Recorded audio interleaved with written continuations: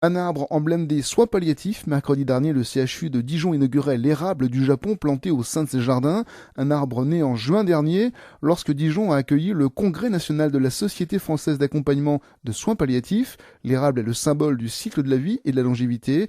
L'occasion pour Véronique Alavoine, la chef de service à l'unité de soins palliatifs à Dijon, de changer le regard que l'on peut avoir sur son service. Les soins palliatifs, on se dit mais c'est pas le symbole de la vie. Si, c'est le symbole de la vie jusqu'à la fin de sa vie.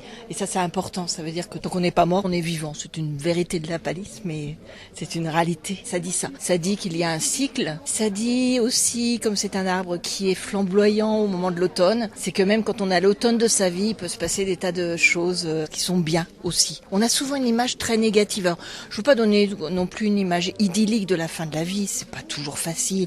Il y a toujours des moments difficiles, des périodes de crise.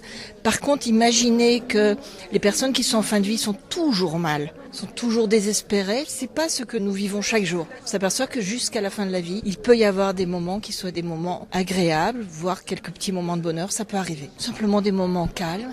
Simplement être avec les siens. Les petits vœux des patients, c'est voir ma petite fille encore une fois. C'est si je pouvais encore manger ce pâté. Il y a quand même des patients qui mangent rien et qui veulent manger le pâté de la grand-mère, quoi. Ou simplement c'est l'infirmière qui m'a fait un petit massage du pied l'autre jour. J'ai demandé si elle a le temps. Véronique Alavoine, la chef de service de l'unité de soins palliatifs au CHU de Dijon, a noté également que le ministère des Affaires sociales a lancé une campagne d'information sur la fin de vie. Elle met notamment l'accent sur l'importance donnée aux proches qui accompagnent le malade.